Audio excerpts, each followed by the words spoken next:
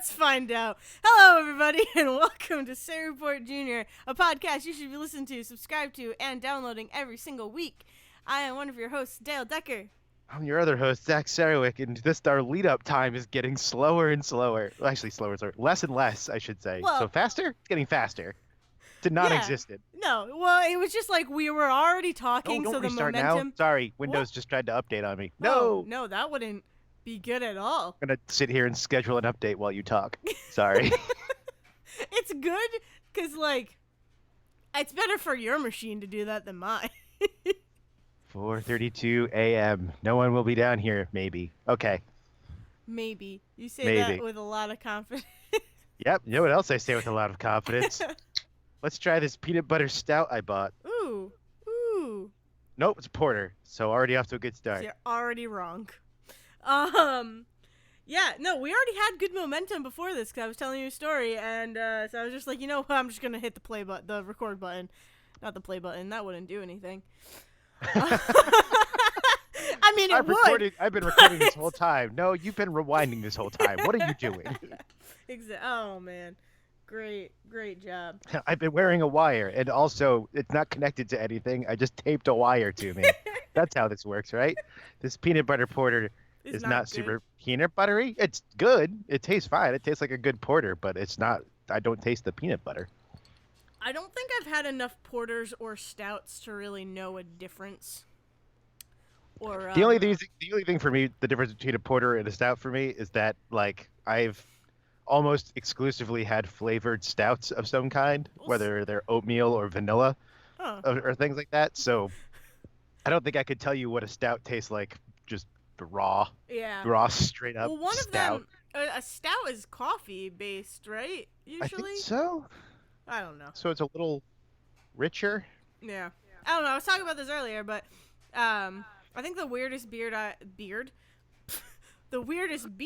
I have had recently was like a banana bread beer a few weeks ago. Yeah, it was really good because it wasn't overwhelmingly banana.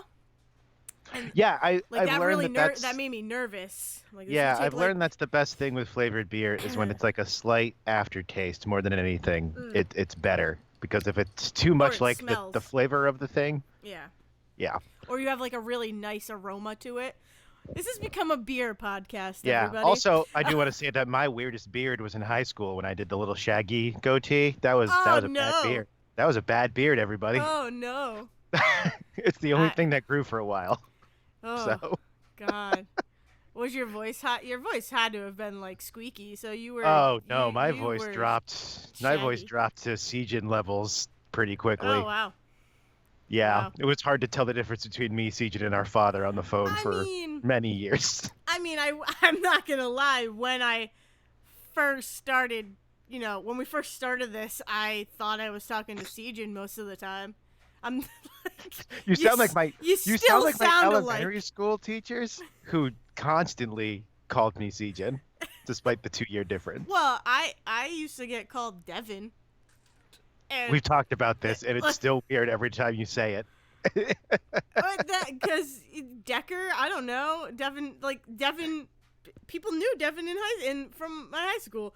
If you're gonna yell at a Decker, if you've got to call a Decker out, Devin is just the first one you go to. Yeah, I mean that is definitely a running joke in this family, to the point where I bought a T-shirt. Oh, what did it say? I bought a T-shirt and it was I was and still am. It's not as much. I don't buy as much because it was a real problem for me. But I love graphic T-shirts, like stupid sayings and like just cool pictures. Hot Topic in the early 2000s was made for Dale. Yeah, but also the $7.50 T-shirts at Walmart were made for Dale, high school Dale specifically. Like I had the freaking. It was. I think people bought me like the Jackass T-shirt, where it's all the donkeys, and one of them it's like Jack. It has Jack under one of the donkeys, then Dumb under the other, and then like you know, because it's like dumbass. Oh my God, I that. know. I can So I had picture that. it.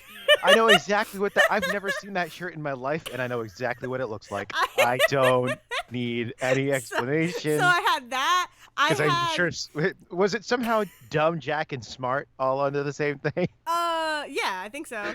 Dumb, Jack, smart, Wise. wise. Yeah, it's all that. It was all. I think I still have the shirt. I could go grab it if I needed to. The way I would make that shirt, by the way, is that on the three tops it would be wise, smart, dumb, Jack, and then at the very end would be a fifth one, and it would say whole underneath. Yeah. So I would say Nice. That you're giving it too much credit because it's not that. That's better. That's a better shirt. But I also had like one, and it was stick figures, and I'm pretty sure I still have this shirt. It was stick figures, and one of them like didn't have a body, so it was just a head, arms, and legs, and the other one is holding the body of the other one. Of the previous one, and there's like a word bubble, and it says, "I got your back." Like, Dale. these are the shirts I wore, and some Dale, of them. this- Here's the other thing. Here's the other thing. This was my other like those I bought. Like those were either bought for me or I had them. There was another one where it's like the old cliche. It's just so stupid, but it's I'm really interested. It's like something along the lines of, I'm really interested in what you're telling me. Thank you or whatever. And then it has like certain letters bolded and it says, I'm lying down the shirt. I had that shirt. I had another one that was similar to that one that said another thing down the side that was like, I'm lying or I really don't care or something like that. Yeah, these are the shirts that I would buy or were bought for myself. The other half of my wardrobe was like Devin t-shirts that just were lying around from like old work shirts. Like he worked for the cleanup team of Coventry, and I was like, "Yep, that's a shirt. I could wear that. Why not?" That covers my torso Yeah. in an appropriate way. Yeah. It's good. It's a shirt. I can't get yelled at this. But anyways, long story short, I had one. I heard that. Yeah. I heard that. Long story short, I definitely had one that said, "Don't blame me." It's like along the lines, "Don't blame me, blame my brother" or something. "Don't blame me, it's my brother's fault," something like that. And Devin and I wrote an entire scene where it was like just like a movie scene or a short scene or whatever, where it's me sitting in the principal's office with that shirt on, and our principal, the principal both of us had, walks in the room and is like, "What the hell is going on?" And I just point to my shirts. Like that was the scene we wrote. Yeah. This was an interesting look back into my high school years. How are you, Zach? What you been Somehow up to? somehow you're the reason I got shirts like that for Christmas from family members who didn't know what else to buy me. Somehow I'm the Somehow reason? you're responsible for that. Like you're I made it buying those cool. shirts, kept those companies in business. So that when my family members went, I don't know, find a medium t-shirt somewhere, grab that one, it's $7.50. Okay, here you Yep. go. Oh, and then it was really dangerous in college because there were like those shirt a day, like the one shirt a day websites, and all of them were kind of housed on one t-shirt website, so you could like see all of them at once. And most of my college wardrobe came from those sites, like just graphic tees that were funny or had art on them that I really liked or were movie. All of my Back to the Future shirts are basically shirts that were those like, you can buy it this one day and then it's gone forever sites. Have you seen, and maybe these sites were working off of this, but there's a problem, I guess you would call it, with the ubiquity of Twitter and artists that use Twitter to show off their artwork, in which that artwork is then stolen off of the Yes. internet and put on t-shirts. I did see that. But have you seen the new thing they're doing to combat those websites? No. Which is they're drawing crude mimics of Mickey Mouse and saying, Uh, "Hey, this is my Disney shirt." And Disney will sue anybody that steals their IP. This is my art. Please don't like, please don't share or steal or something. yeah. And then immediately somewhere in the replies, a bot will pop up that says, "Hey, we put your art in a T-shirt for sale. We've stolen it. And we're making money off of Oh you." my god. So they're like really hoping that Disney like steps in and sues the Yeah. crap out of these websites. Yeah, I think I saw that for the first time last week. I think you might have like liked something or retweeted it, and I'm like, Yeah. that's just so disgusting. It's just, I mean, it's sad because like, it's totally I don't know. It's I mean, so it's happening. difficult. I mean, the thing is, it's happening. Like there are websites like Redbubble where it's like put your art up Yeah, and put it exactly. on literally anything, Yep. in which people have straight up found their art stolen from from online Yeah. and pasted on these things. So they're just like people at this point. Artists are just like, screw it, I'll do anything. Yeah. I'll do And anything to get these people off. I'll even bow to Disney if I have to do it. Seriously. And it's just like it's also like it's now more than ever, like I've more focused on this where it's like I want to find the original artist. I need to find the original artist and then I will just follow them. Like even if I don't know much of their art, I'll get to learn their art by just following them on Twitter. And so that way I can avoid people like, "Hey, this is mine." "Oh no, it's not. This is someone else's and you're just taking credit for it." So it's difficult, but I guess that's the risk you take by putting it out online, but that's also the biggest platform for Right. artists. It's just it sucks. Like it's such a double-edged sword. The nice thing is that like weirdly I mean artists have always been commies, but the artist the artist community has like really really works together at a situation like that. Yeah, So exactly. like what you can usually find is groups of artists that will retweet each other's work, and by retweet I mean like literally like retweet. No one will repost. That's the word I was looking for. Yeah. You never repost art from another person. You Retweet it. their original tweet because that has a link back to them. It has their credit, and usually most artists will have a pin tweet right at the top of their thing with like, "Hey, here's a link to my specific actual place to buy things." Usually it's their Patreon because that's where you have the most control over things. And so like that's always the best way to do that is how to find those is like find people who are being like straight up retweeted and have their names as a watermark on their stuff. Yeah. And then you can go and find their stores anywhere, and it's great. Yeah. And then you don't feel bad ever. Exactly. Yeah, it's always I always feel bad because it's like, oh, I want to share this because, or I want to make this a Instagram post or like a tweet or something. And Twitter, it's so much easier because you can just literally retweet it and be like, oh, look at this is beautiful. And like there are times where I want to put something up on Instagram, and I'm like, but I'm not going to because I don't want anybody to ever think like there are accounts on Instagram that specifically do that. They take people's art and they will share it and like make a comment, but anytime I see it, most of the time people give credit to that artist, and like they are like there's a one that's a Pokemon, fan art account, and it just shares art, and it's all different kinds of art. So it's like that is more acceptable than just like if I were to be like, "Hey, look at this cool thing," and then never give credit to where it came from. Yeah, I don't know. It's interesting. It's an interesting world, but give credit to your artists. Why not? You should. Agreed. So that was our opener. Yeah. Good one.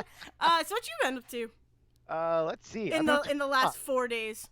I've been up to a lot because it's been 4 days since we recorded. I have finished Jedi Fallen Order. The first 2 episodes of Crisis on Infinite Earth have aired. I started Clone Wars. Okay. I've beaten another gym in Pokemon. I'm just trotting right along in all of my projects. Nice. I felt it. So I'll start with Star Wars because that was the big thing. So first off, I cannot believe how good the story to Jedi Fallen Order is. Like, just enjoy it from beginning to end. And it made me realize with this and like Mandalorian is 5 episodes in and excellent, and like starting to watch the like Clone Wars TV series now, and starting to realize I like Star Wars as like long form storytelling. Yeah. I like Star Wars when I can sit in Star Wars for a little bit. Like I love the movies. Dale likes one third of the movies. I still like the movies. I just like one third of one third Like you more. like Rey and Kylo, which is one Yeah. third of the trilogy, which Yeah. is also part of two other No. trilogies. Oh, I understood your breakdown, Zach. You don't need to explain that to me. That was for the audience more than anything. That was the Star Wars math.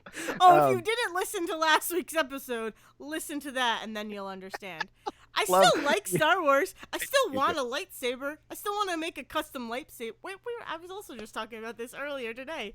It's like I want a custom lightsaber. I like it enough. I like the world of Star Wars. We'll go to Disney World, and you can spend the like $500 to make your own I bet one in it's Galaxy's so, Edge. It's so gross. I bet it's so disgusting. I'd Ugh. do it in a heartbeat. Yeah. If I have have to car save. money. I have car money saved up since I started my new jobs, and in a heartbeat, I would spend all of it to go on a Disney trip tomorrow, and I'd spend too much of it on a lightsaber. Ugh. But anyway, Star Wars is awesome. I was gonna say something and go off on a tangent, but I'm like, I don't want to. I would feel bad if I go off on another tangent. It's okay. Yeah. This show is made for tangents sometimes. But yeah, so like Clone Wars especially, I know it got confusing last week, so let me try and explain it one more time real quick in a somewhat less confusing way. Like, so I finished the like original 2D animated Clone Wars thing. It has its own little insular story, and I can see how it specifically made it was at the time for between episodes 2 and 3, and that's it. It was never meant to be connected to anything. So when they decided to expand Clone Wars, like starting with a movie, that already starts to get hinky because it kind of messes with the story that is told in Clone Wars. Not a lot. You can still make it work, especially in my brain where I just head canon everything to be like, well, it makes sense until it doesn't. Everybody, shut up.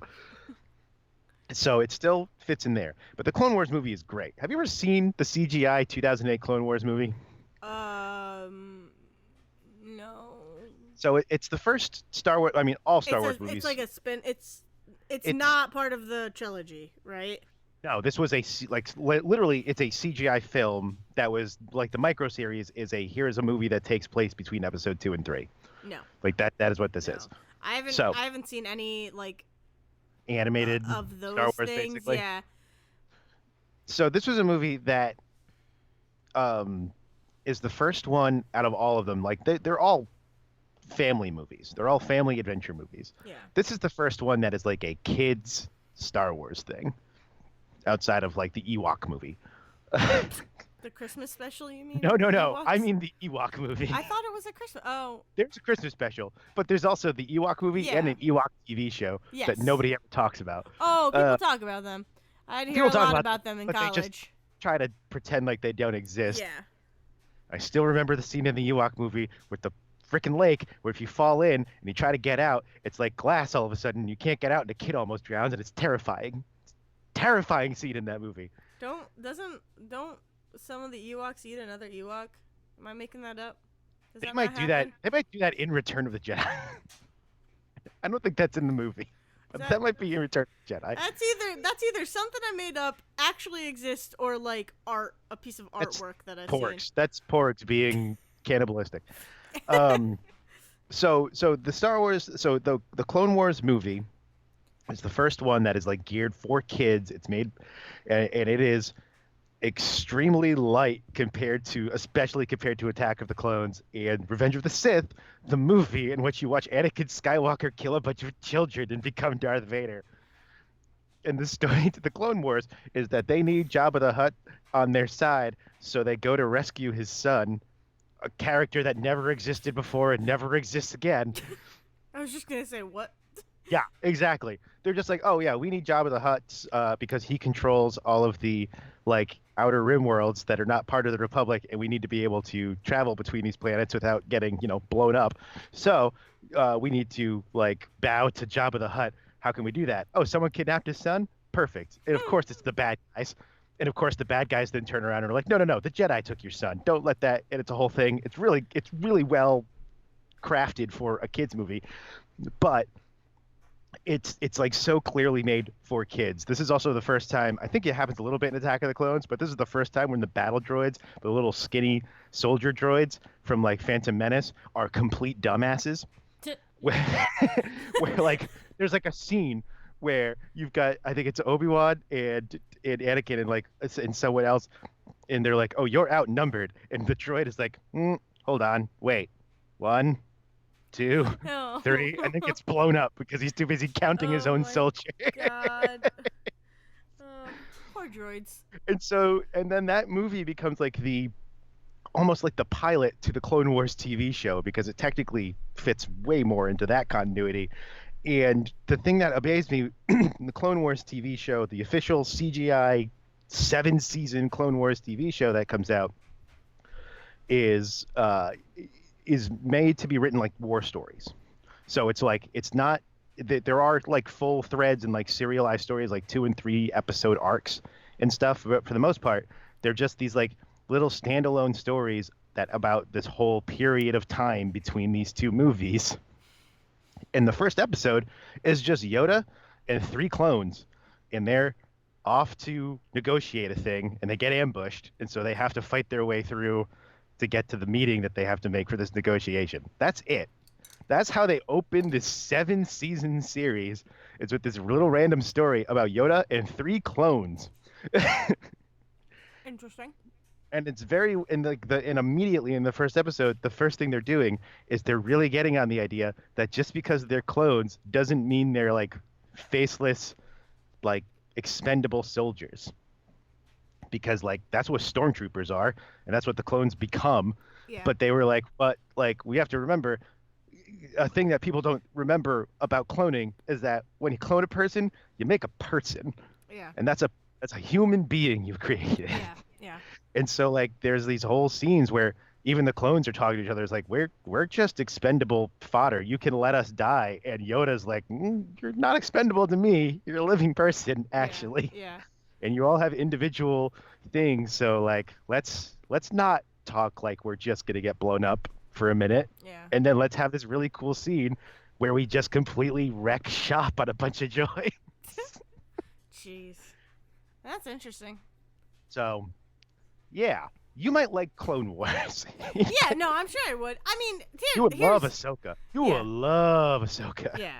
I mean, that's the thing. I guess, yeah, I like the story. I like certain stories that are told through Star Wars. You like the idea of Star Wars. I like the idea of Star Wars. There are just certain things that just don't resonate with me as much. And it's totally and could be, I mean, it could be and it's totally, I don't know.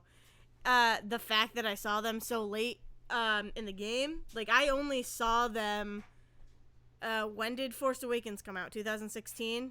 2015? 7. I was in college. I was 15 or 16, yeah. Yeah, 15 or 16. So that's when I saw the original trilogy and the prequels. Like, that's how late. That's a lot to take in before that movie comes out, too. Exactly. And, like, I watched 3. I think I watched both of the trilogies all together.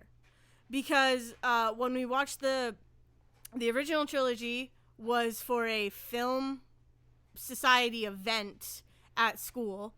We did it on like a weekend where I think we did all 3 movies as a marathon, and the prequel trilogy was again watched all 3 movies within a day.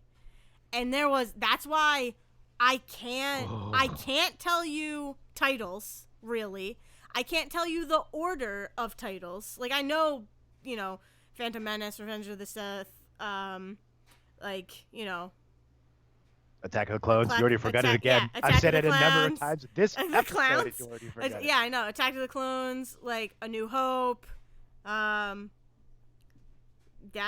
like, I can't think of the other ones. Like that. I'm just loving the fact that you forgot Empire Strikes Back. Empire Strikes Back. The top of those 6 films.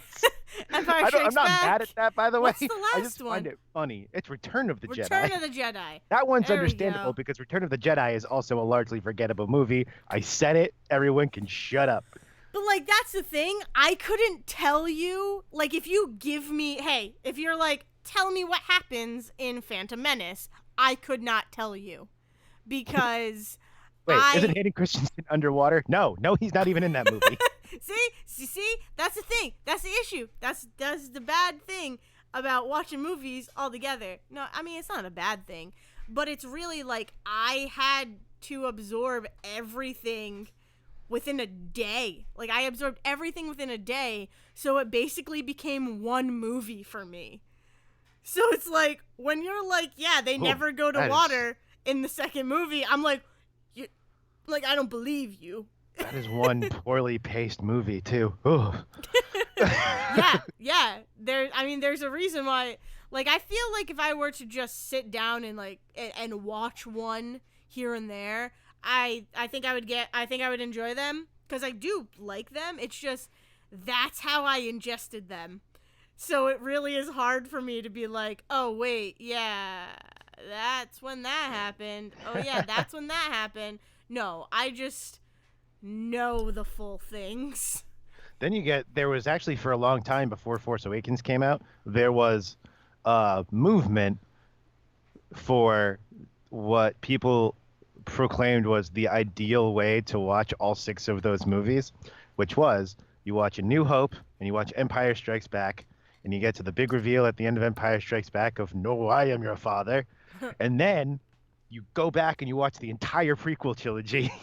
And then you watch Return of the Jedi now that you get all of the backstory on Darth Vader after that reveal.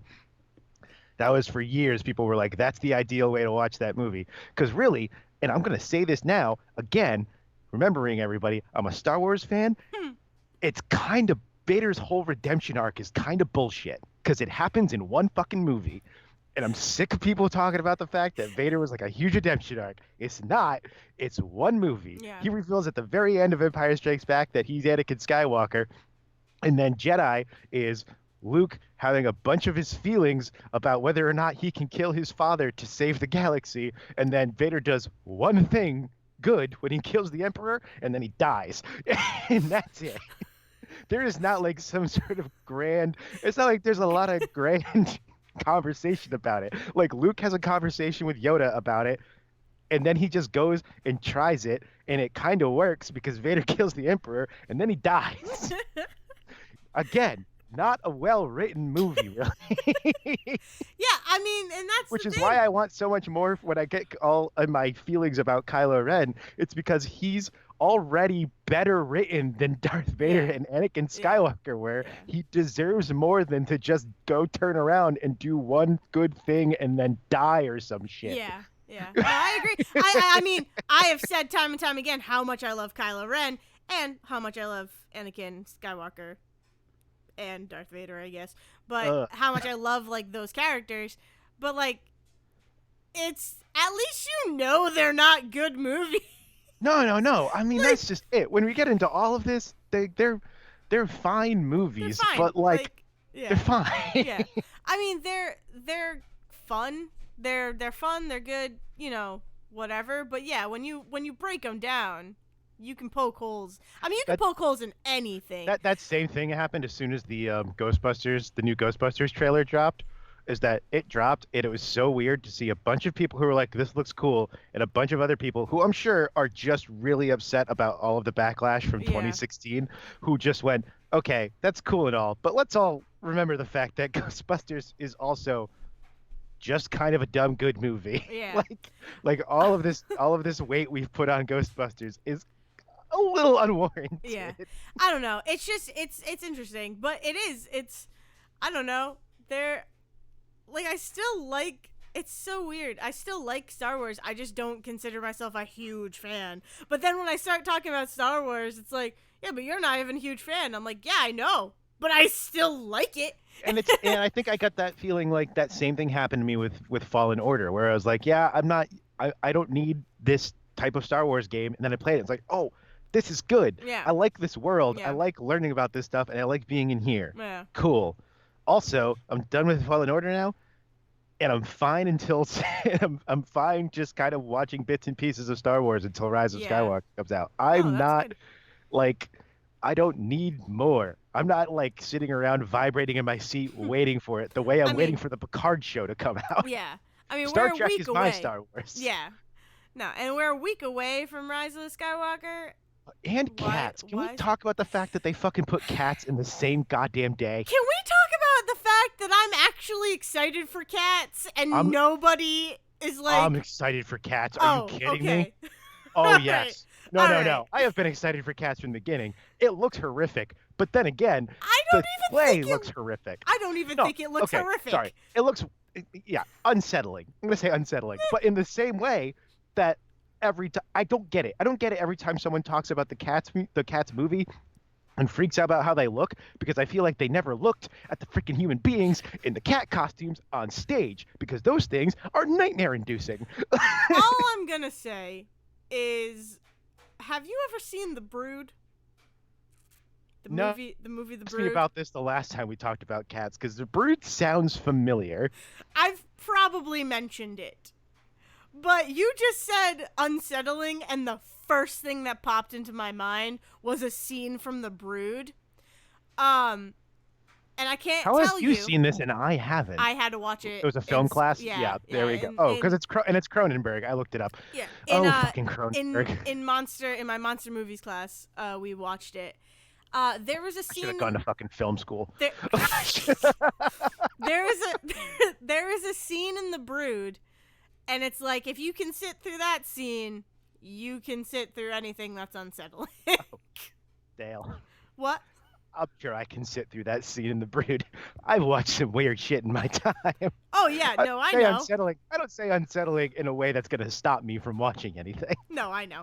I just, as soon as you said unsettling, I was just like, instantly The Brood popped into my head, and I'm like, that was weird, brain. Why are we thinking about that right now? I love that movie though. The Brood is one of my favorite like B horror, body horror movies. Yeah, It's so cool.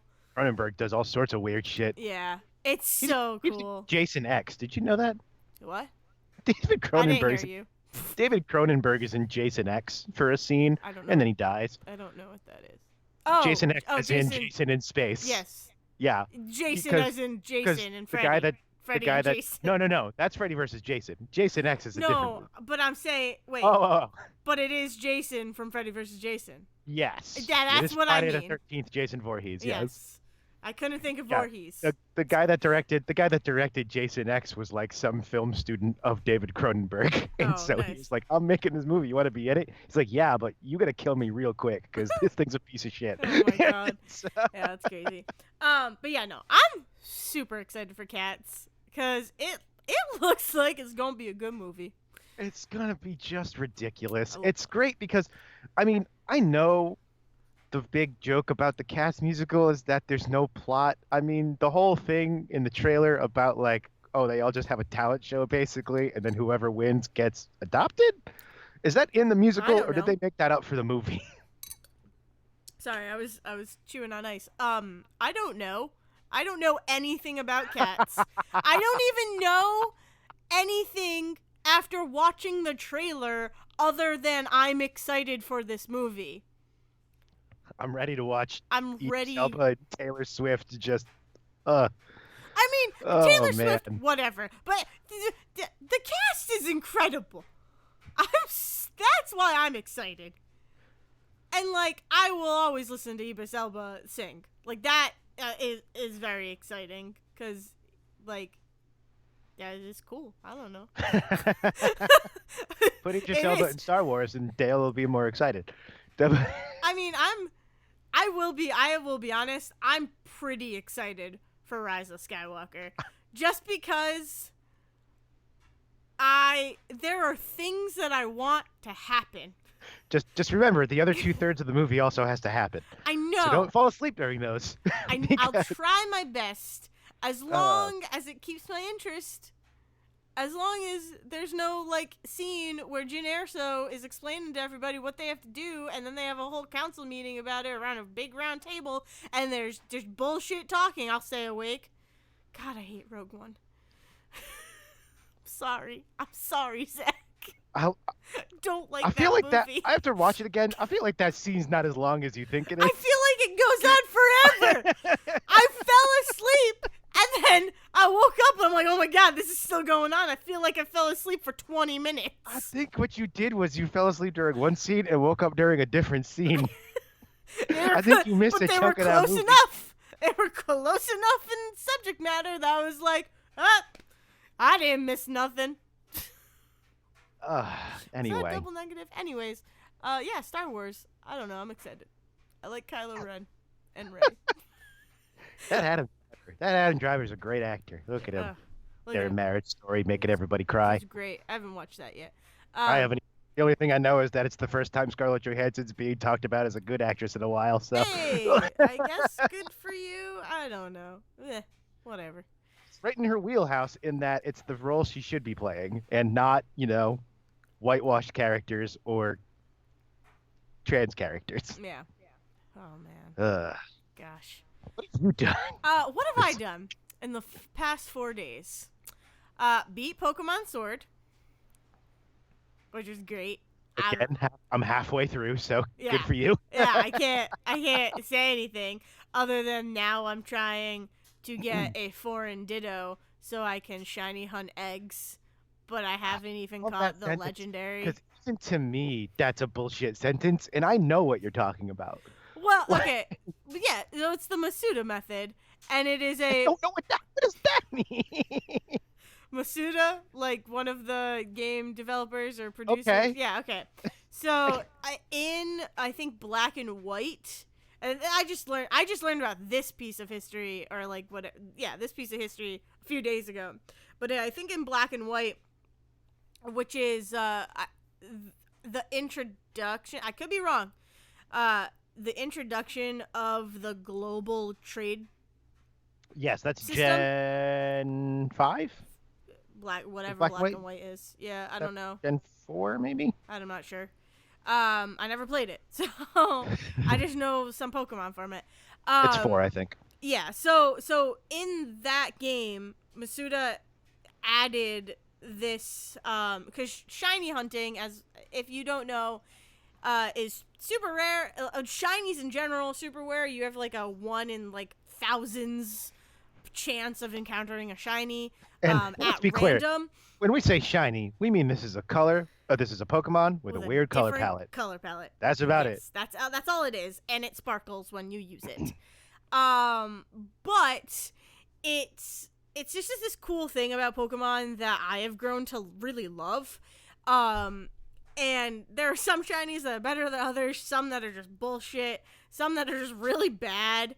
But it's still just this cool little thing, like, that you could never encounter a shiny, or you might get lucky and get a random encounter with a shiny. Like, it's this really cool, fun additive to the games, in my opinion.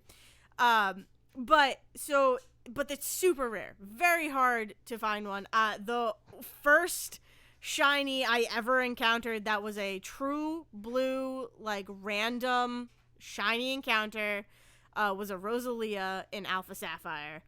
And I think it was Alpha Sapphire. And I, like, shit my pants when it happened. Because it's a different kind of feeling when it's a completely, like, random, like, true shiny than it is if you're shiny hunting. You still get the feeling if you're shiny hunting, let me tell you. But yeah, I almost shit my pants. And then, like, if you kill it, then, you basically lost your chance of ever having a shiny Pokemon. You break your Switch in half, you go home, you cry a lot. Yeah. But anyways, so in Black and White, Masuda put in this, in the coding that if you were to get a Ditto from another country, because Ditto can breed with any Pokemon, And when you say country, you mean like literal, Region, like actual region, country in the yeah, world. like any country in the world, other than Okay. where you are, Okay. pretty much any region, I guess. Region locked, I guess, is how you So might, like outside of like Asia or yeah, Europe or America. Okay. yeah, outside of America. Like for me, outside of the U.S. So if I get a Ditto from Europe, Asia, um, Capricorn? No. wherever, anywhere. I was gonna like list off countries afterwards. I'm like, but I don't need to sit here and list off What are we? countries. What are we? Yakko? Um, but so yeah, so if you get a Ditto from another country or another region, it increases your odds of getting a shiny Pokemon from an egg. And ever since then, I trying to like in my brain connect all of those parts to like why did he choose Ditto? Why specifically just well, the egg? Why? Ditto. So I don't know. I mean, that stuff I don't know. We can't jump in his brain. He just thinks they're neat. I think it's just. I think it's just like, hey, we introduced this thing. We introduced the global trading system. Why not introduce this additional fun thing, right? And Ditto, I don't know when breeding started, but I would imagine Ditto has been it started able. at the beginning of time, Dale. It's how all of life evolved. Pokemon breeding, Zack. Pokemon breeding. I know how life works. No, Pokemon breeding. I don't know when it started, but I believe Ditto has always been the Pokemon that's like it can breed with anything, but don't matter because it can transform into any Pokemon. Does not matter. It's why it's like the brunt of all the jokes, but. I think like it's to think just... of it as the O negative blood type of Pokemon. It's the universal donor of Pokemon. Exactly. But it is. It's that cool. It's another cool additive where it's like, yeah, I'm gonna, we introduce this new system. I'm gonna introduce a new way of getting shinies. So the Masuda method is you get a Ditto from another region, another country, and you use that Whoa! I just punched my mic. You use that Ditto. I mean, ideally, you get a Ditto if you're trying. Like, let's say you want a shiny Sobble. If you were to get a Sobble from Japan and keep, breeding it with Sobble, like just to keep getting Sobble, eventually you might get a shiny because of that Japanese Sobble. I said Sobble a lot, but ideally it should be Ditto because, again, can breed with any Pokemon. So, yeah. So, the past few nights since I beat the game has been me trying to get a foreign Ditto. And it's not easy in this game. Because before, in other games, you can search for the Pokemon that you want to trade for. They straight up changed the trading system from Sun and Moon. And that's one of my other... That's another another reason I like Sun and Moon more. I mean, I still love these games. I'm having a hell of a time having fun with Sword and Shield. I liked the way Sun and Moon were structured. It also helped that I hadn't played a Pokemon game in a few generations, so I'm sure there was stuff that changed even before those that I had just never seen before. Oh yeah, I'm sure. But yeah, because before Wonder trades and surprise trades, I feel like I've always been there. At least for me, they've always been there as long as I've known. As long as I've been playing Pokemon. Take your 80th Zubat and throw it in the grinder and see what comes out. It's definitely a concept. Exactly. Yeah, exactly. So it's just like, hey, it's literally what it is. Like, it's a surprise trade. You can just keep mashing A and just get whatever you want. And oops, sorry. That Zubat into the berry grinder instead. Well. Oh. Okay, I've got 5 more. Okay. So yeah, that's a really cool way to do it, and that's what I was doing at first because I'm like, I don't have a code because now Link Trade is either you just get lucky online for someone looking for a trade, or you use a code and then you can do it that way. So I'm like, well, I don't want to do that, so I'll just do a surprise trade. So I didn't get a single Ditto. Then I was looking around and I found a code. There is a set code. Someone made a code where it's like, this is to look for Ditto, specifically to look for Ditto. And I'm like, okay, cool. And I was doing that last night, and every single person I linked up with was from the US.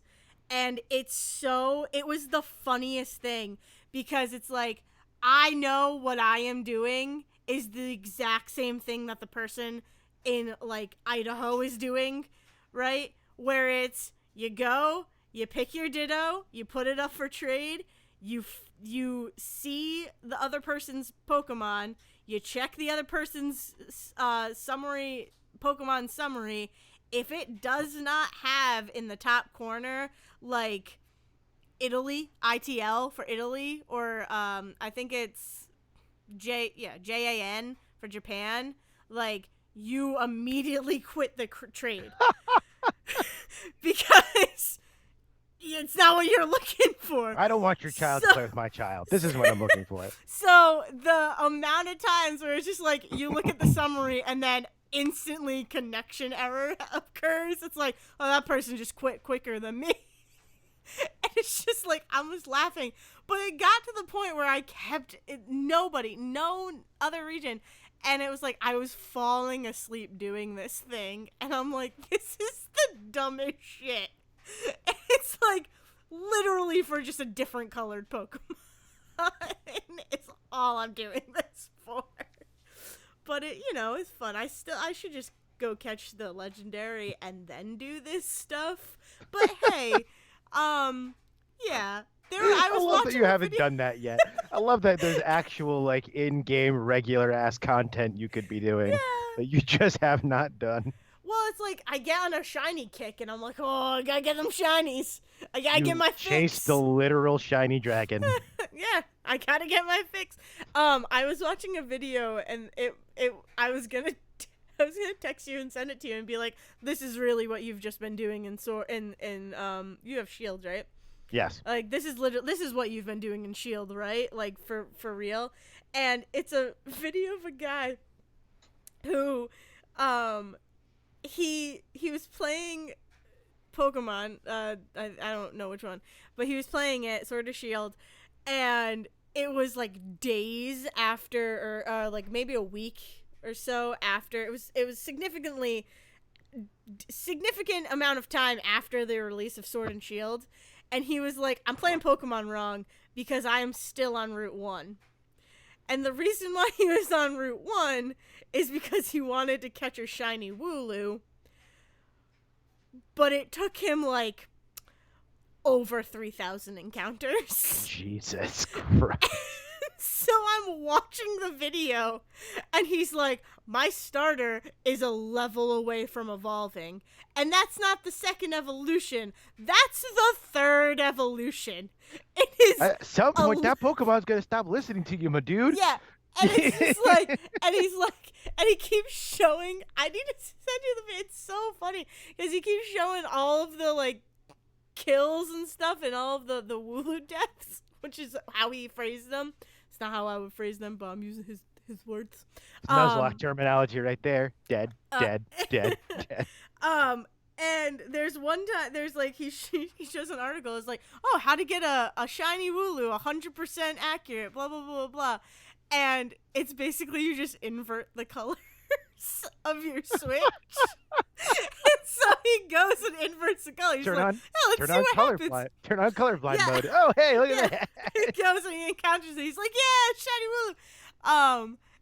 But it's just so fucking funny. It took him over 3,000 encounters to get a shiny. So that just shows you how ridiculous this is. And Let's Go totally broke the shiny game. Does it?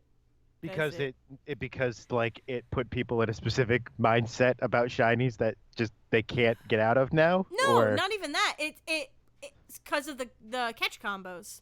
Oh yeah. And that, like, after 11 combo, you will start, after getting a combo of 11 in Let's Go, you will start seeing Chanseys. So that means that you have a combo growing, right? And then once you hit, like, 31, you have such an increased chance of encountering a shiny that it's almost ridiculous. As long and if you have the shiny charm, your chances of getting a shiny is even more so. And because Let's Go, because of Let's Go, it's you can see the Pokemon, much like how you can see the Pokemon in Sword and Shield, if that's all you've played. 90% of the Pokemon. There are still the random there's tall still grass random encounters. ones. But in Let's Go, you can see the Pokemon. It actually shows up as shiny in the overworld. So you know right away if you're going to be getting a shiny or not. So in other games, it's you literally need to keep encountering these and you won't know until the screen transition into the battle. So that's why Let's Go broke shiny hunting. And it kind of sounds like it made it more of a thing that won't drive you completely insane. Yeah. Oh, yeah. Oh, sorry. Is that what you mean by broke? You mean it broke them by not making you completely lose your mind? Well, and it made it super easy. Like, it made it... I mean, well, here's the thing. I'm a person who knows what you mean when you say 11 to 31. Those don't sound like high numbers to people who haven't played a Pokemon game. 31 encounters is still a good chunk of time. I mean, it's like an hour. Maybe. Yeah, and then multiply that by the 151 Pokemon in Let's Go. Yeah, so 151 hours. On top of the how many hours to play the actual game of Pokemon. Whatever, so it's a year. Shut up. No, it's not a year. Yeah, I mean, it is. And that's if you beat every Pokemon without a combo breaking. My computer's prompting for an update. I'm just not going to touch it. Yeah. I infect you with my Windows update. How dare you? I don't know. It made it from and I don't even shiny hunt. I really only started shiny hunting in Let's Go because I saw how easy it was. But from the people's perspective of shiny hunting that have been shiny hunting, Let's Go definitely is the easiest way. Oh, I'm sure it is. No, you're right. I believe you. It's just that I take issue with the word broken because I feel like that's a bunch of people who for years were punished by a thing, and then someone was like, I'm going to make this easier for people, and they all went, no, everyone has to be punished too because I was punished. Well, I mean, how dare they have an easier time than me? How dare you make this better for everyone? I mean, that's kind of what happened, though. I think. I don't know. I'm using broken as in, shiny hunting became easier in Let's Go. Therefore, it was quote-unquote broken. I don't know. Negative language. Huh? It's just such negative language. Yeah, but I don't mean it to be negative. For me, it's a positive because I have 3 shinies. Because I did the thing. For me, it's positive because I got that shiny Parasite by accident. I have a shiny Vulpix. I mean, I did. You did. You can't say no. You did get a shiny Paris. Paris, not Parasite. Anyway. That was just a random encounter for you, right? Oop. I ran into it by accident. Oh, God. That's the only way I want to run into Paris. Dale, Crisis on Infinite Earth is going to go away for 4 weeks after tonight. I know. You said that I cannot in a believe text. this. I cannot believe that they're going to do this to me. It's okay. I'm not going to watch it. They did 3 out of 5 parts, and then they're going to go on hiatus? They could just go to Thursday. They have 2 more days of regular TV viewing this week. Yeah, but... Just put it on Wednesday and Thursday, and then go on break. But Zack. But Dale, you don't understand. The second part had 2 of the greatest cameos ever. 3, actually. The second part has 3 fantastic cameos in it. Ugh. I'm sorry. 2 great Supermen and a great Batman are all in this episode. Come on, Zack. We'll be spoiling that. I know I'm not going to watch it. I said multiples. I know. No, you will see this one because it's the Batwoman episode, so you'll get to it eventually. Spoilers! The fuck? What? No, the part 2 is the Batwoman episode. Part 1 was the Supergirl. I don't mean like No, I mean as in the series. Like that's where they fall in the different Yes, series. I know. It's episode 8 of I know. Supergirl season.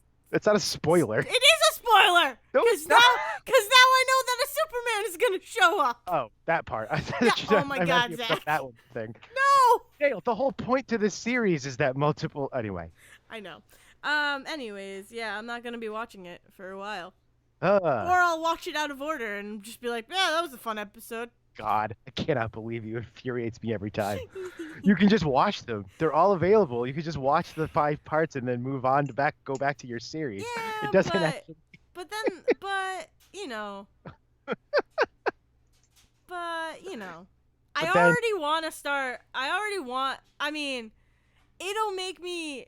I feel like I need to watch the other episodes. That's where I'm at. Like, I feel like I need to watch the other episodes of the shows. And really, the only other one that really interests me that I want to start from the beginning is Black Lightning.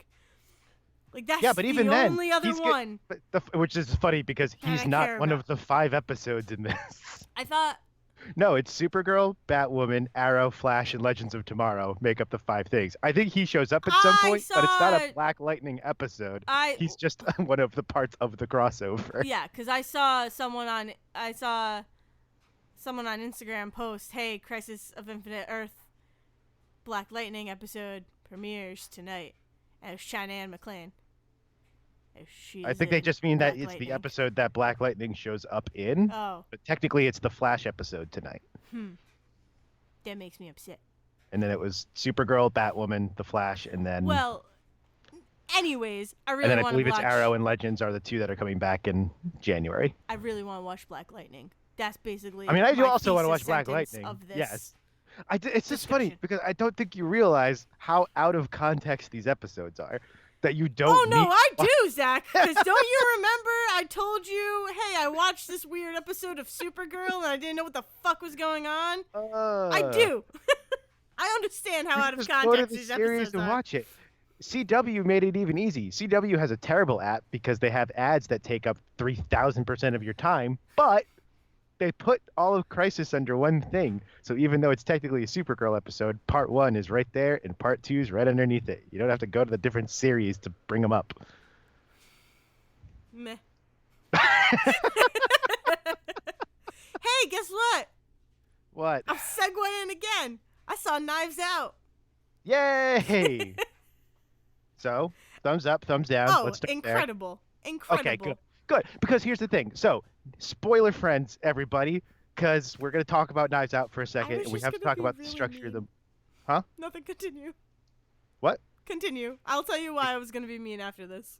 Oh, you were going to lie and tell me that you hated it? I was going to be like, it was incredible, and then incredibly bad. Oh, it was But no. incredible. I especially liked Adam Driver and no one else. God. I'm never going to let you live that down now. What? We're going to talk about Rise of Skywalker, and I'm just going to, every time you say you didn't like a thing, I'm just going to say it's because Kylo Ren wasn't in the scene. And I And mean, it would be 99% of the time, it's going to be true. But no, I want to talk about the because of what my experience was going through this, and we could only do that by talking about the actual movie. So yeah, spoiler everybody, friends. if you haven't seen Knives Out yet, go see it and stop listening right now. Spoiler Okay. friends. Spoiler friends. I don't remember I forget the rest of the words to song. spoiler friends.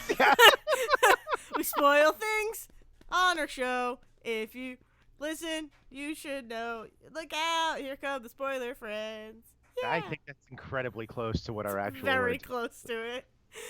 So I got totally thrown off when they tell you straight up how he died. That's what threw me off the thing, at the end of that first act, going into the second act and realizing, oh, they're actually going to spend most of this movie knowing exactly what happened. I did not realize that, which was Okay. fine, but my brain had to be like, oh, okay, this is a different movie now.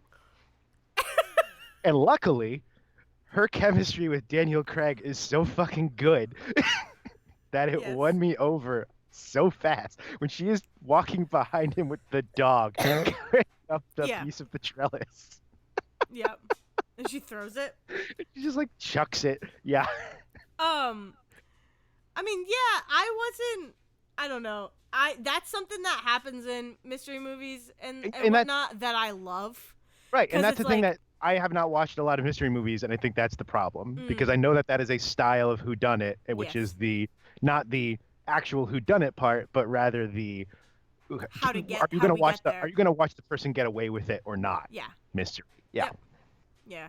I really do like that kind of story because it's less uh it's more about the journey of like how we got to where we are and being like but it still adds a level of mystery because there was a moment where I was like, all right, that's not how it happened.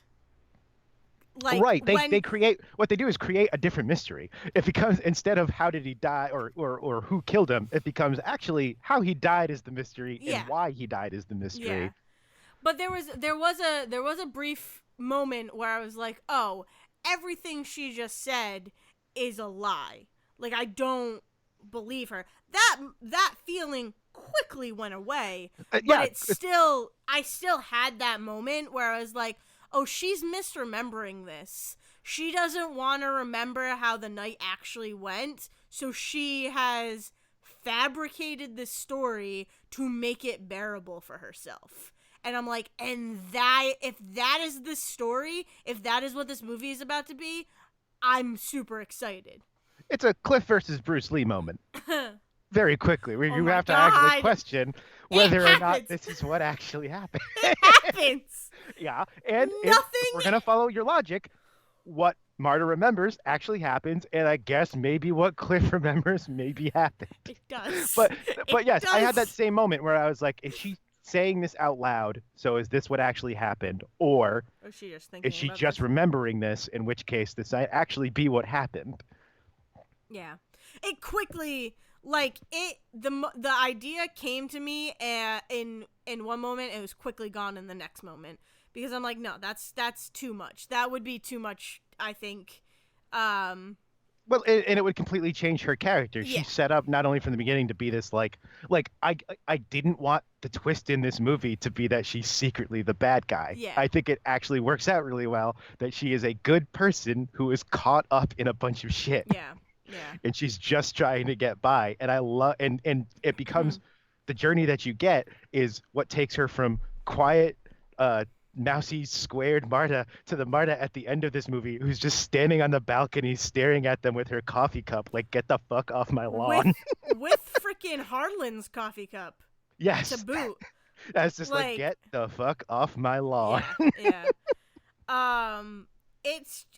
It was just so much fun and I'm really happy I enjoyed it. Cause there was a part of me that was nervous because I'm like I love mysteries and that kind of feeling, that Clue feeling, to bring up a movie that I love and I know a lot of people hate, but What are I you don't talking about? care. Clue is beloved. Clue is amazing. Everybody I have a feeling a lot of people hate Clue. I don't know what you're talking about. I've only ever seen it spoken of as a Are masterpiece. you lying to me? No, I'm not kidding. I don't know a single person who's ever said a bad thing about the Huh. movie Clue. I've definitely when I saw it in school for the first time and I started Oh, talking about, I don't know. I just feel like it's hated. I feel like it's I don't know. not as Maybe it's loved. maybe it's a film snob. Maybe like the film snob student thing. Maybe for some reason Maybe. it wasn't liked. I could tell you, I there's think I plenty had of people. teachers who didn't like it too. Yeah, Like I but would bring I it could. up during class and they'd be like they'd laugh Yeah, at me. And I'm like, don't worry. "But it's a good movie." Yeah, I promise you, you are not alone in liking Clue. Um Clue is amazing. but it is like I love that movie. I mean, And that's the there's trilogy. Sorry, very quickly. Ready or Not, Knives Out, Clue. I'd watch that trilogy in a night in a heartbeat. Anyway. fair enough. But yeah, I love those kind of movies. So I was and praise and stuff makes me nervous because I'm like, oh god, if everybody's loving it, I'm afraid I'm gonna hate it. Right. I'm just like, What happens when I stumble a little bit on this? And yeah. yeah, like, so I was kind of nervous going into it, but I'm like, no, I'm too excited to like let my nerves get the best of me, and yeah, no, it was incredible, and it covered certain things really well, and like you were rooting for Marta the whole time, and it's like that scene where she's covering up her footsteps is It's just so good. incredible. It's so good because she's like, oh, this is the moment when nobody is thinking about me right now. Yeah. This is the perfect moment to do Yeah. this. Yeah. And it's also so anyone, we if you have seen the movie or if you are listening still because you don't care about spoilers, we're going to explain it. So basically, Harlan Trombley or whatever, Tromble, Trombley, something yeah, like that. Yes. he very wealthy, mystery writer, and he's gotten, he's 85. It's the night he dies is his 85th birthday or 85th birthday party. He has hired a nurse named Marta, yeah, Yes. and From she, either Honduras, Ecuador, Uruguay, or oh my Paraguay, god, and she never says. That's ridiculous. fucking great. I guarantee you, I'd have to watch it again. I guarantee you, there's something in her apartment with her mother that's like a flag from whatever Oh, country they're yeah, actually from, probably. but they Or never say. not. Or Like, not. it, But I just love the fact that four different people say four different yeah. things and no one is ever correct. Yep. But so she's hired and she really becomes like Harlan's best friend. And Harlan becomes her best friend. Like, they grow very close to each other. But I like that it never kind of felt romantic. No. Because It never felt inappropriate. It Yeah. could have been like that. But no, it very clearly was just like, we are companions. Like, we love each other, but it's because we get along. Like, you are my friend. You are the nicest, most genuine person I know, Yes, and that includes exactly. every shitty member of my family. Exactly. So, after Harlan's birthday, they go back out to his study, and it's, they play a game, and it's time for his medicine. So she gives him his medicine, and she looks at the medicine bottles and sees that she just gave him 100 milliliters of Morphine. And this is, by the way, this is what we're gonna get to it, but this took me like 5 minutes to get straight in my head at the end. I'm mad that they explained it directly to me, and my brain still had to think about it. I But mean, we'll once get it's to it. explained to it, it's pretty straightforward.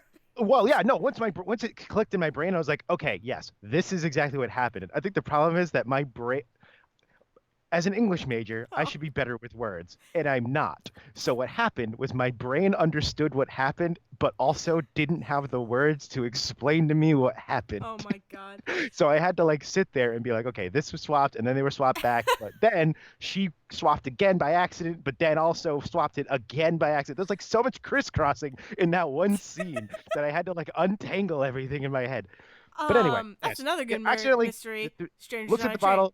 Alex looks at the bottle, sees that she has given him 100 milligrams or milliliters, whatever it is. I think it's milliliters. Too much morphine. Too much. 100, yeah. So, and the dosage is 3 milliliters, and so she's like, and Harlan very calm this whole time. Oh God, very I loved calm. it. And I it's loved incredible. it. She's like, this is happening then, I guess. And so she kind of starts freaking out. She's like, we only have 10 minutes. Like, I need to call the ambulance, blah, blah, blah. And he's like, no, this is what you're going to do. And he has totally come to the terms that he is about to die because of the morphine overdose. And immediately writes a fucking mystery novel to get her out of this scene. Immediately pretty much writes his next novel in death. And, but he ends up slitting his throat and to, like, just completely end it finally.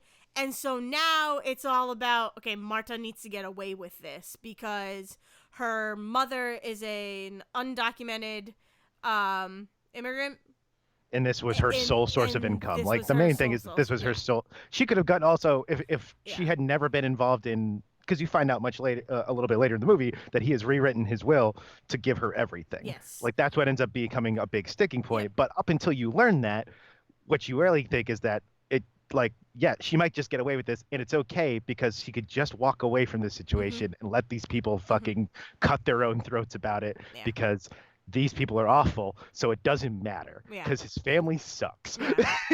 So it's all so that's. I would actually argue Jamie Lee Curtis's character doesn't suck.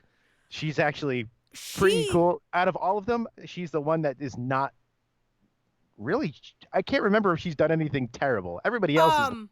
as soon as she loses everything, she becomes one of the Yes, worst that's characters. exactly what it is. Yes, that's Like, exactly what it is. She's pretty much kind of like a but kind of so like go ahead. yes. Go ahead. I was gonna say she's this very like headstrong, like runs this company, right? Because what is she running? She runs her own company, right? She's Yeah. like running her own company. She's But got her kids. She's doing her own thing, and she's kind of cold, but she's just like hard businesswoman. But the thing is that it comes to light because she always is talking about I grew my company from the ground up, and the other people in the family have been either taken handouts That's right. from Yes. Harlan, or we're just given stuff to kind of shut them up. Or like So- Michael Shannon is running his publishing Yeah, house yep, and basically making his success off of Harlan. Exactly. Yeah. So the whole time it's like Jamie Lee Curtis is like, no, I built my company from the ground up. I did it myself. Blah blah blah blah.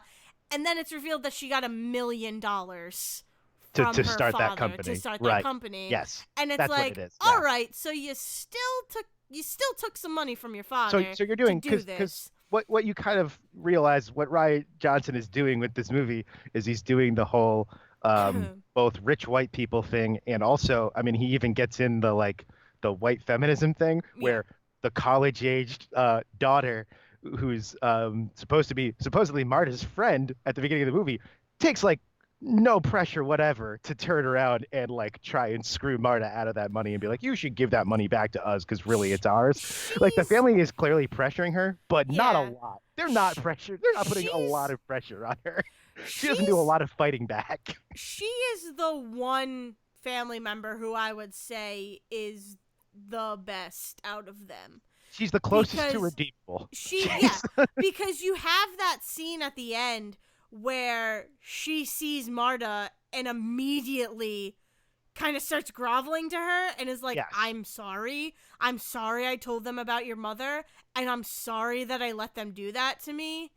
But like, I mean, yes, the thing is, she still did it, and it's all that, and like maybe she's trying to do it because she wants help from Marta or whatever. But I still think she is the most redeemable out of that entire family. She's the most redeemable, but I also feel like, because it's not really revealed until she apologizes, that she's the one that told them about her mother. What she does is she calls her and says, I want the, right. But, well, she said, what she does is she calls and says, you should get the money back because it's ours. And you see the family pressuring her to do that. Yes. And then Michael Shannon comes up and tells her, and you have that whole great scene that's like, oh, give us the money and we'll get you the best lawyers. And she's like, or I could use the money and get the best lawyers myself. Yeah. And then when she goes back and apologizes, that's when you find out that they all know about that because she said it. In the scene with Michael Shannon, Marta specifically says, "What did Meg tell you guys?" Oh, yeah. But I feel like that's like especially shitty. Like it's not just that she was pressured to ask for that money back, but that she told them that feels even worse. Yeah. But it's it's like an extra thing. Yeah, I know. It's just I mean, yeah, Meg kind of did some shitty stuff, but she is still the most one. Like, yeah, she was getting college paid for by her grandfather, but at the same time she wasn't. She wasn't, because her mother was taking all of that money and pocketing it. So it's like that girl fucking loses out on education in a way. Although I don't understand how she was still going to school if tuition bills weren't getting paid. Tuition hadn't been paid. Well, because they also, because I'm sure what happened is they called the very rich guy, and the very rich guy said, I'll take care of it, and then died before he took care of it. Something like that. Like, it depends on how, we don't know how long she was stealing the money or whatever. It was a couple 4 years. semesters. Oh, is that long? Oh, she took all of it? I'm almost positive that he says for the past 4 years. Well, because what he's taking $1 million a year or $1,000 a year. Because wasn't it that she was double dipping? So she was getting the money from, the money was getting sent to it, and then she was also getting another check sent. Yeah. Yep. So the money was the school was still getting paid for up until that point. But then I think it was. But then he cut her off right before the birthday party, because that was the conversation he has with her, which is that there's no money going to you at all anymore. Yeah. Which is also like going to, but then he also cuts off the granddaughter, because he's like, I'm not paying for her school. Right, he does that all in the same conversation. So her school was paid for up until that point. It's just that because of the way she was doing the double dipping. Yeah. Yeah. Something like that. Yeah. But Jamie Lee Curtis is like almost one of the worst, because it's all like, okay, so you brag about this company that you created from the ground up, and yet you took a handout from your father, and then it almost seems like you are trying too hard to be your father's favorite, and then once everything is taken away from you, you become a fucking baby about Yeah. everything.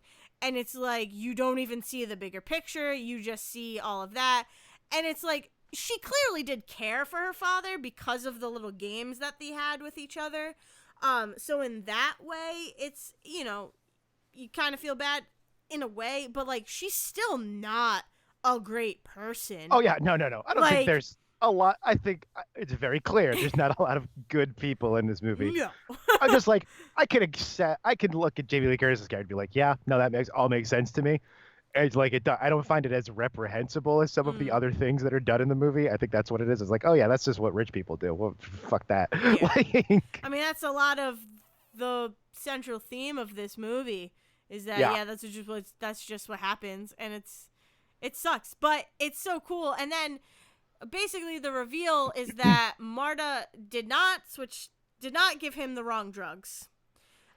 Because Ransom, the best Chris fucking Evans. name. Oh, it's great. Chris Evans. Chris Evans swaggering into this movie and being like, "Hi, I'm Captain America, and everybody eat shit and die." Except he's not Captain America, because Chris Evans is a way better actor than what Captain America is. I know. Like, it's really good. It's really nice to see Chris Evans actually be able to play a role that is not a fucking superhero. No, it's just the fact that like this is his first thing after Endgame, which came out in the same year, and the first thing he does is sit in the chair and go, "You eat shit, you eat shit, you eat shit, you eat shit, you eat shit, you eat shit." Yeah. It's great. I love Chris Evans. Even before this movie, I loved Chris Evans, like in other movies that I've seen him in. But so he was the one. He was told that everybody was getting cut out of the will, that was all going to Marta, and then so he is like, I'm ending this. This is bullshit. I am going to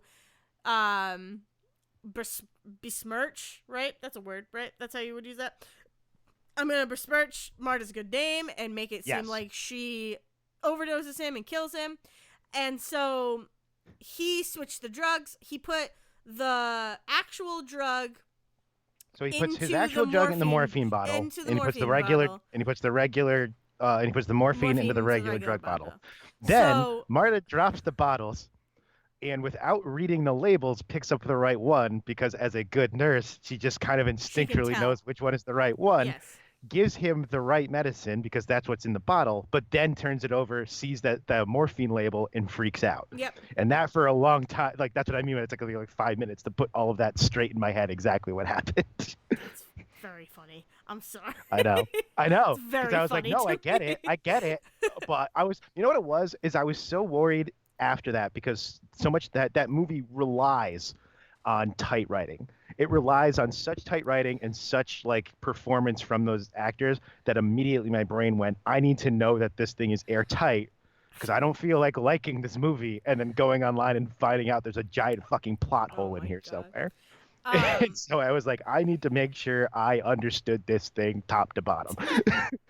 But yeah, so it's just so cool because, you know, Daniel Craig, right? Yeah, he tests Marta and is like, these are the two things, pick which one. And she picks up the morphine, and he's like, how did you know? She's like, and she like pauses, and he goes, you know, because morphine has a higher viscosity, so basically, but like it makes it just almost, heavier but almost in indiscernible, and almost indiscernible unless you are someone who uses it every day and is good at their job. Yeah, exactly. Like he makes it very clear that this is not like magic, and this is not sort of thing. This is because Marta is a good human being who is good at what she does. Exactly.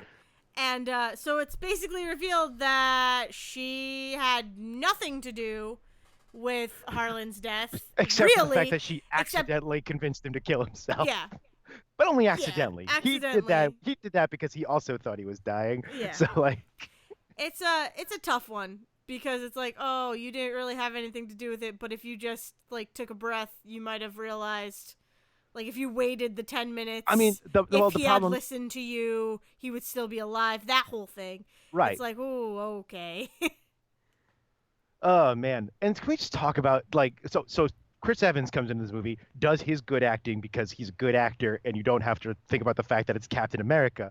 Daniel Craig walks into this movie and I have a hard time every now and then forgetting that Daniel Craig is not James Bond. So when he starts talking like fucking Foghorn Leghorn.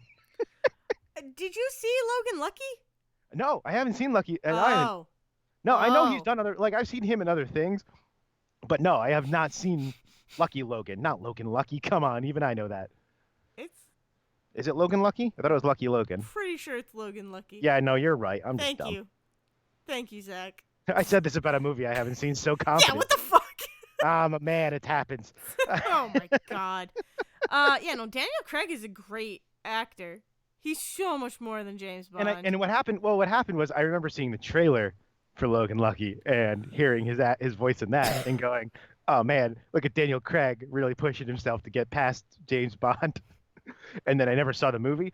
And then so then this came out and he did the same thing where he's like he's just gonna do character work. And it's like, oh my god, he should sound so much dumber than he does, but it's just so good. Yeah. Oh man. No, we have a donut hole that we've got to put a hole in. Yeah. And what I learned is that we didn't just plug the donut hole.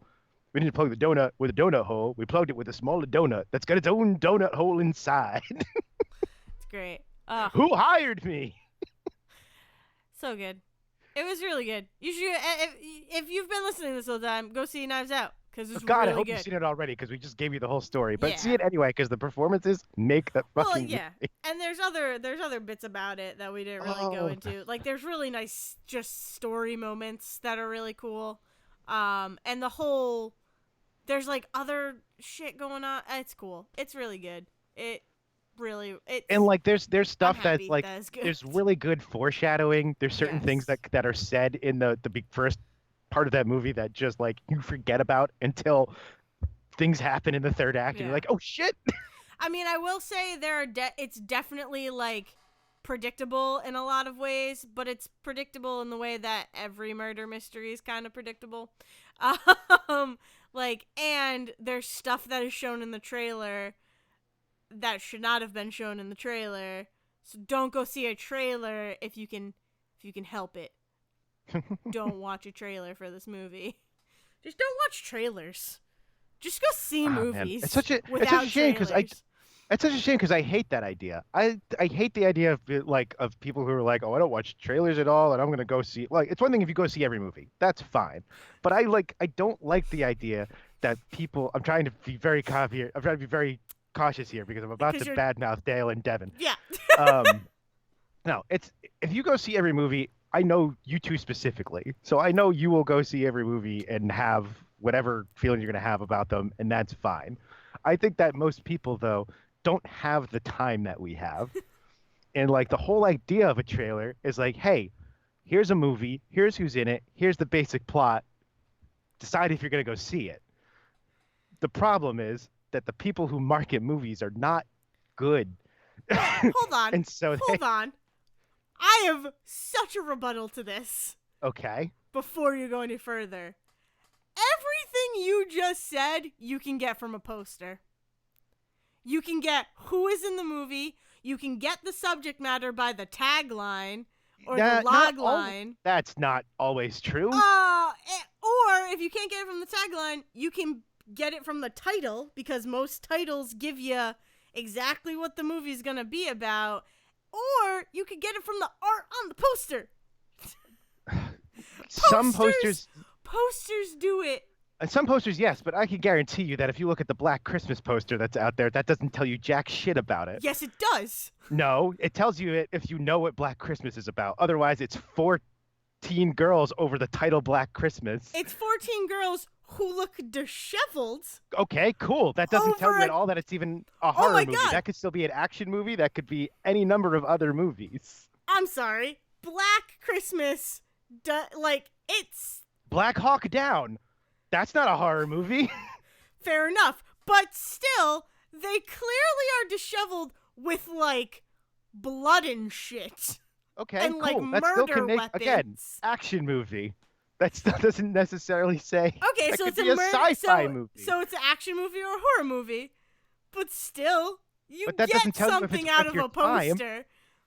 You get pretty much everything that you can get from a trailer out of a poster. No, you don't. And also, it's one of 80 other posters staring you in the face. Yes, That's you just coming go out look this. at the posters or the standees.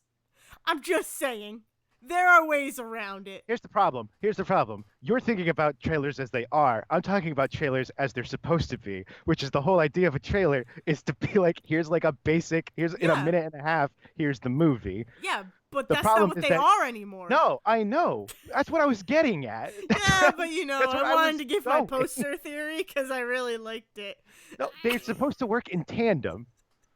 A poster is supposed to catch your attention, and then it's supposed to remind you of a trailer you may or you might have seen, or it's supposed to catch you if that trailer is running in front of movies you aren't going to see. Because there's people who might not go see any horror movie, but look at the Black Christmas poster and go, "That looks interesting." Yeah, and then they go see a horror movie, and it's like, "Oh, but did you enjoy it?" I'm just having fun now. I know. I'd also argue that the Hunt poster that was out doesn't tell you jack shit. Yeah, but that's incredible. Okay. Yeah. Again, though, this is because you don't want to know them, but you also know when movies are coming out. Well, the problem is that most people exist in a world where they don't know what movies are coming out, so they don't. Yeah. They don't need to be able to say, "Oh, I know this is coming out here. I don't need any more than that." Yeah. And we've definitely become, like, I know people don't care about spoilers, but, like, there are still people in the world who care about spoilers. Right, but that's the thing. A good trailer shouldn't spoil anything. That's the other thing. That's what I'm trying to get at, is that trailers shouldn't be spoiling things, and they do, and I get that. Yeah. But yes. I also don't like this idea. But I also don't like this idea that don't see a Knives Out trailer. It spoils shit. Ugh. Knives Out's getting tons of marketing on other ways. You don't need a trailer for that anyway. Yeah. Because the problem is that not every movie gets the Knives Out marketing. Not every movie is made by the guy who made the last Star Wars movie and got panned by people who didn't even watch the Star Wars movie. Oh, yeah. That's another thing. So, like, you can make a good movie, Ryan Johnson. And yet you made Last Jedi. Oh, my God. You don't even know the name of the movie you don't like. I just said it. Last Jedi. Yeah, but you stumbled. Fuck off. You stumble all the time. I don't give a shit. Ryan Johnson makes good movies, and that includes The Last Jedi. No. I will not hear any more about this. False statement. Just because you don't like characters to have faults. So you're mad at Poe and Finn when they're supposed to be... It's a movie about having faults. Ugh. What? The Last Jedi is about the whole reason that you... like. Anyway. The whole story of The Last Jedi is supposed to be the fact that they all fuck up. That's the whole point to it, because it's the second part of the trilogy. Ryan Johnson fucks up by making that movie. All right, everybody, this has been the show. I like that the end of this episode is us fighting. It's great. We start off with graphic t-shirts. We talked about Star Wars and Pokemon for the third week in a row. Oh, man. I guess watch trailers if you want, but you don't have to. You could just go see movies. Let me put it this way. I'm just upset by the idea that, like, even if you're like, I'm not going to watch a trailer, I'm just going to look at, like, a movie site that says these are the movies coming out, they're still going to have plot synopses. And the idea you don't have to read them. But you do if you want to know if you want to see the movie. A title and an article doesn't mean anything. Okay. Yeah, some people do. Yes, because people. Yes. Okay, I understand where you're coming from. I just don't like the like. There are people in the world. There are people in the world who don't go see movies as much as this group does, as much as the Say Report family does, and yes, those people. I understand needing to read the synopses, but it is something that I cannot subscribe to or prescribe to, whatever, because I don't generally want to know. That's it. I'm just saying that, like, if I were to be like, go see Knives Out, it's a murder mystery movie about a shitty rich family, in which with Daniel Craig doing a great, a different performance. That's what I like. That's there's people that would look at that sentence that I just said and be mad at me, and I don't like that. That's what Oh, I mean no, that's when a I say fine because sentence. that's what a trailer for Knives Out should be, and that's what a But synopsis that's should be. But there are people that go, I don't want it. Oh, that's just nope. I need to go in completely pure. It's like bullshit. You didn't go in completely pure. You went in because you knew it was a movie to begin with. That's what I'm talking about when I say I'm mad at when I get mad at those sorts of things. yeah. But what you just said is a fine thing. It doesn't. I I'm mean, just saying that's I a have gotten log line. people You right. basically gave a log line. Yeah, and I've had people who get mad at I've seen people get mad at log lines. That's what makes me mad about it. Because people have taken the idea of spoiler culture and gone, okay, a thing that would be in a log line or like a brief plot synopsis, I don't want to know, I don't even want to know that. And it's like, okay, but like the thing is what it is, and you shouldn't like at some point you're just letting I don't know what part of your brain has decided that you can't like enjoy a thing because you know a thing about it. That's like a Well, complete disrespect for the art itself. If the thing it can be spoiled by knowing one thing about it, that means that you're never gonna like that thing to begin with. no, not necessarily. I yes, that's my hard stance on it. If knowing one thing about a thing is enough to completely ruin it, that means that the rest of it was useless in the first place. Because Oh, disagree. nothing should ever rely on a single not knowing a thing. Because if it does, it was made badly. I'm not saying that there's not worth in being surprised. There are good things that come with surprises, and there are good things with revisiting things that surprised you before that you already knew because you experienced that surprise before. But that surprise should not be the single thing that makes an experience worth it. Because if it is, that means that like nothing should be in the service of a single piece of like a single part. If a movie's 2 hours, it should not be servicing 1 minute. That goes for any piece of art. Okay. Because you can see a painting before you walk up to it. No one walks up to a painting blindfolded. That's Okay. my artistic statement on that. Okay. Been Cool. thinking about this a lot. What can I say? Cool. All right. This has been Sayre Report Jr., everybody. Uh, you can find us on Spotify and other podcast apps. What else do we say here? Uh, YouTube. yes, we're on YouTube. We're on Twitter at sayreportjr. You can find us individually where you can yell at me about everything I just said. And I'm sure you'll be repeating whatever it is Dale's about to say when we hang up this recording. I mean, I just don't. I know you I, don't. It's fine. It's fine. I no, don't I think. mean, I get on some level what you're saying. It's just, I don't know. There's levels. All I'm saying is that there's levels to the it. Sixth Sense is more than just. It was more than just the twist ending of that movie. Yeah, but I still don't want to. I still don't want to know the ending. I mean, I know the ending because I live in the world, and it's taken me a long time to see those Sixth Sense, so that's more on me. But like, I still don't want to know it. No. I still haven't rushed to watch it because I know where it goes. But see, then you miss so many other things in that. Like anyway. Yeah, but there's other. I don't know. There's other art in the world that I can get it out of. I don't know. You're not Let's gonna go get watch ice cream. every single movie in the world. Like, do you know? Like, you get what I'm? I don't know. No, I know. No, you're right. Like, I'm I just think probably never gonna watch Titanic because the I boat sinks. know how it ends. The I know boat sinks. everything And Godzilla about shows it. up and Mothra beats the crap out of I him. don't need to see it. I don't know. I said ice cream like 5 minutes ago. We got to get out of this conversation. We It's do. getting too it's getting too real. It's getting too real. It's getting. This was a happy episode. Graphic tees. Bye. Take it away, Liz. Thank you for listening to The Say Report with your hosts Dale Decker and Zack. Please follow the guys on Twitter and Facebook by searching for The Say Report, and you can always subscribe on your podcast channel so this is delivered straight to you and you can enjoy it every week. With apologies to your mother, we'll see you next time.